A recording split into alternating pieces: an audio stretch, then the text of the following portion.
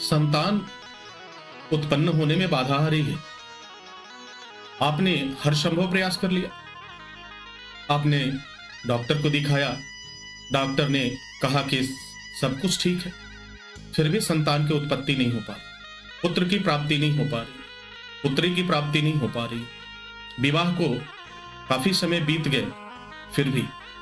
तो क्या यह जो विषय है ये हमें सोचने के लिए मजबूर नहीं करते? जिसे सारा संसार मानता है कि मेडिकल साइंस ने यह कह दिया तो वही होगा, लेकिन मेडिकल साइंस तो यह कह रहा है महाराज कि पति पत्नी दोनों ही ठीक है, पति पत्नी दोनों ही संतान उत्पन्न करने के लिए सक्षम है, फिर भी संतान की उत्पत्ति क्यों नहीं हो रही? क्या यह प्रश्न हमें सोचने के लिए विवश नहीं करता? क्या यह प्रश्न हमें मजबूर नहीं करता? वंश वृद्धि के लिए संतान उत्पत्ति का होना बहुत ही जरूरी है।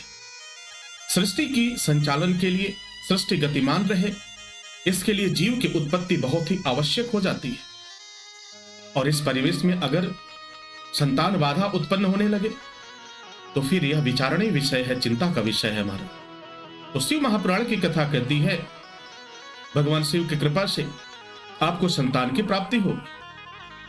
यदि इस तरह की समस्या आपके जीवन में भी आ रही है, सब कुछ ठीक है, किसी तरह की समस्या नहीं है, फिर भी संतान की उत्पत्ति नहीं हो पा रही है, तो आपको शिव दंडेश्वर मंदिर जाकर के भगवान भोलेनाथ पर जल चढ़ाते हुए, शिवदंड का दर्शन करते हुए वहां हाजिरी लगानी चाहिए।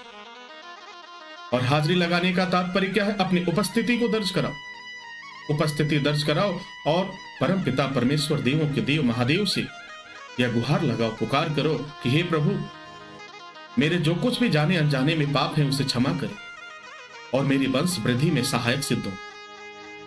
और फिर जहां पे वह यह संकल्प करने के बाद से न्याय हवन कुंड, शिवदंडेश्वर मंदिर में न्याय हवन कुंड स्थापित है, उस हवन कुंड में आप पति पत्नी मिलकर हवन करें।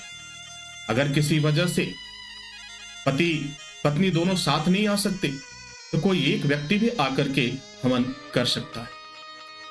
बहुत जिसने भी यह हवन किया, जिसने भी यह कार्य किया, उसके जीवन में खुशहाली आई और बाबा भोलेनाथ ने उसके गोद को भरा। तो ये जितने भी हमारे शास्त्र पुराण, हमारे संत समाज के लोग कहते हैं वो शाश्वत सत्य है। आप तो मेडिकल साइंस से हार चुके हो, चारों तरफ से थक चुके हो, परेशान हो चुके हो, तो फिर दंडेश्वर भगवान के शरण में चले जाओ। दंडेश्वर भगवान की कृपा से आपकी हर मनोकामना पूर्ण होती है। दंडेश्वर भगवान के शरण में जो भी गया है वो कभी निराश नहीं हुआ। अगर आपके पाप और पुण्य का लेखा जोखा कहीं होगा तो दंडेश्वर भगवान के समक्ष ही हो, क्योंकि भगवान शिव न्याय के देवता है। यह न्याय करते हैं और एक ऐसा न्याय जो बिल्कुल पारदर्शी होता है, उसमें तनिक भी लेश मात्र कोई भेदभाव नहीं होता। यदि आपके जीवन में सुख लिखा है और उसके बाद भी दुख हो रहा है तो कहीं ना कहीं कोई बाधा है, और उस बाधा को दूर करने में कोई सक्षम है तो भगवान भोलेनाथ सक्षम है महाराज। तो सब कुछ भुला करके एक बार दंडेश्वर भगवान के शरण में चले जाओ और फिर देखना तुम्हारे जीवन में खुशी आएगी, संतान की उत्पत्ति होगी, तुम्हारे आंगन में किलकारियां गूंजेगी। और यह मैं बार बार कहता हूं, हर कथाओं में कहता हूं, अगर परेशानी हो तो बाबा के पास जाकर बताओ, भोलेनाथ की शरण में जाकर बताओ। इधर उधर आपको भटकने की कोई आवश्यकता नहीं है, कि करने वाला वही है। अगर वह करेगा, जो करेगा वह अस्थाई रहेगा। भगवान भोलेनाथ ही वह एक ऐसे देव हैं जो जन्म और मरण पर अंकुश लगा सकते हैं, मृत्यु को रोक सकते हैं, आपके पापों का क्षय कर सकते हैं, उसे समाप्त कर सकते हैं, आपको अभय दान दे सकते हैं। इसके अलावा कोई दूसरा मार्ग नहीं है महाराज, कोई दूसरा मार्ग नहीं है। तो हमें हर संभव प्रयास करना चाहिए। और मैं तो यूं कहता हूं, आप अपने जीवन में जो भी कर्म करो, जो भी कार्य करो, वह परम पिता परमेश्वर, देवों के देव महादेव के चरणों में समर्पित होकर करो, फिर तुम्हारे जीवन में कोई दुख ही नहीं रहेगा। जब आनंद में होते हो तो भगवान को भूल जाते हो, और जब दुख आता है तो दौड़ने लगते हो। तो क्यों ना हम कुछ ऐसा उपाय करें कि हम अपने आप को भी समर्पित कर दें। हमसे जो कुछ भी होगा, जाने अनजाने में जो भी होगा, वो प्रभु देखेंगे, हमें मार्ग दिखाएंगे। और एक बात सत्य सिद्धांत की कहता हूं, भगवान भोलेनाथ ने कभी किसी को निराश नहीं किया। मेरे भोले तो अवगढ़दानी है, प्रसन्न बहुत जल्दी हो जाते हैं, लेकिन याद रखना वह क्रोधित भी बहुत जल्दी होते हैं। तो अपनी समस्याओं को दंडेश्वर भगवान के चरणों में रखो, शिवदंड के चरण शरण में जाओ, जहां नंदी भगवान अदृश्य अवस्था में विराजमान है, वह न्याय करते हैं। अब महाराज आपके मन में क्या चल रहा है, आपने कौन सा कर्म किया, कौन सा पाप किया, क्या किया, वो मुझे तो जानकारी है नहीं, या किसी व्यक्ति को जानकारी नहीं। अगर जानकारी है तो स्वयं एक को जानकारी है, वो परम पिता परमेश्वर, देवों के देव महादेव, इनके अलावा किसी को जानकारी नहीं। तो बुद्धिमान पुरुष को चाहिए, बुद्धिमान स्त्री को चाहिए। अगर इस तरह की समस्या आ रही है, संतान बाधा आ रही है, तो आपको दंडेश्वर भगवान के शरण में जाना चाहिए। अब संतान उत्पत्ति में बाधा आने के कई कारण होते हैं। प्रथम कारण होता है कोई ऐसी बाधा जो बार बार आपकी कोख को भरने नहीं देती। अगर संतान होने को ठहर भी जाता है तो कोख नुकसान हो जाता है, कि कहीं ना कहीं जोग टोग और पितृदोष के कारण होता है।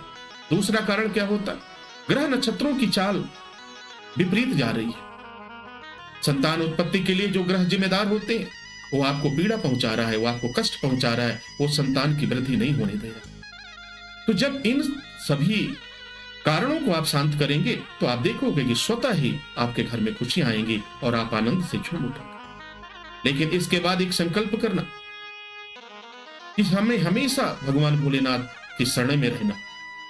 कभी भी सुख हो दुख हो, परमपिता परमेश्वर के शरण में ही रहो, सब कुछ उन पर छोड़ दो, और फिर देखो जो न्याय होगा वह अद्वितीय न्याय होगा, वह अखंड न्याय होगा जो कभी खंडित नहीं हो सकता। तो महाराज अपने मन को, अपनी सोच को और आधुनिकता की जो भी सोच आपके मन मस्तिष्क में है, थोड़ी देर के लिए उसे किनारे कर दो, और फिर उसके बाद एक सरल भाव से, निष्पाप भाव से, निष्कलंक मन से बाबा के शरण में जाओ। क्योंकि भोलेनाथ के शरण में जाने से पहले अपने आप को आपको शुद्ध अवश्य कर लेना चाहिए। जब भी आप बाबा भोलेनाथ के दर्शन करने का मन हो, बाबा आपको बुलाएं, और ये सत्य है, मैं सत्य सिद्धांत की बात कहता हूं, दंडेश्वर भगवान की कृपा के बगैर आप दंडेश्वर भगवान का दर्शन नहीं कर सकते। शिव दंडेश्वर मंदिर में जाना आपका संभव नहीं है, लेकिन यदि बाबा का बुलावा है तो आप अवश्य जाएंगे और आपकी हर मनोकामना भी पूर्ण होगी।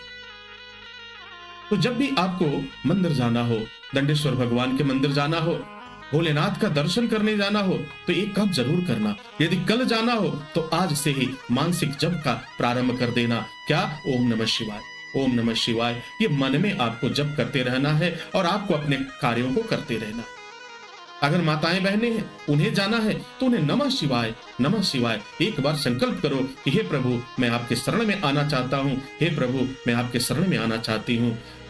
ठीक है, और ये संकल्प करने के बाद वह जप प्रारंभ कर दो। और फिर दूसरे, हाँ एक बात का ख्याल रखना, दर्शन तो आप किसी दिन भी कर सकते हो, लेकिन अगर संतान की जो बाधा आ रही है, संतान उत्पत्ति की बाधा आ रही है, तो आपको सोमवार के दिन दर्शन करना आपको काफी फलदायी होता है और उचित होता है। तो सोमवार के दिन आप बाबा का दर्शन करें, तो सोमवार के दिन बाबा का दर्शन करें। और सोमवार के दिन एक बात का और ध्यान रखना, उस दिन दर्शन करने से पहले जो भी माताएं बहनें आए वो हरे रंग का वस्त्र पहन के आए, जिससे माँ पार्वती की कृपा होगी, माँ जगदम्बा की कृपा होगी और भोलेनाथ के आशीर्वाद से आपकी हर मनोकामना पूर्ण होगी। महाराज हर मनोकामना पूर्ण होगी। बाबा दंडेश्वर के शरण में जो भी आया वो कभी निराश नहीं किया। सत्य सिद्धांत की बात करता हूं, बाबा ने जो वचन दिया बाबा आज भी उसे पूरा करते हैं। कमियां तो हम लोगों में हैं, हम ही भूल जाते। अगर बाबा ने थोड़ी सी आनंद दे दिया, बाबा ने थोड़ी सी खुशियां दे दी, तो फिर आप उसे भूल जाते और फिर अपनी दुनिया में जीने लगते। तो बाबा के शरण में जाने से हर दुख आपके टल जाएंगे, हर कष्ट आपका समाप्त हो जाएगा। और इस बात को हमेशा ध्यान में रखो, और इसमें तनिक भी, लेश मात्र भी कोई संदेह नहीं। तो कोशिश करो अपने आप को परिवर्तित करने का, और फिर जो भी मनोकामना है बाबा के शरण में चले जाओ, और वहां आपकी हर समस्या का निदान होगा। वहां से आप कभी निराश नहीं आओगे। आज हजारों की संख्या में लोग आते हैं, दूर दूर से लोग आते हैं और बाबा का दर्शन करते हैं और दर्शन करने के बाद उनकी मनोकामना पूर्ण होती है। तो इस बात को आपको हमेशा ध्यान रखना चाहिए। सत्य सिद्धांत की बात है, अगर इस संसार में अगर कुछ सच है, जिसे सत्य की परिभाषा हम कह सकें, तो वह शिव है। शिव ही सत्य है, शिव ही सुंदर है। तो जो सत्य है, जो सुंदर है, जो प्रमाणिक है, क्यों ना हम उसे स्वीकार करें।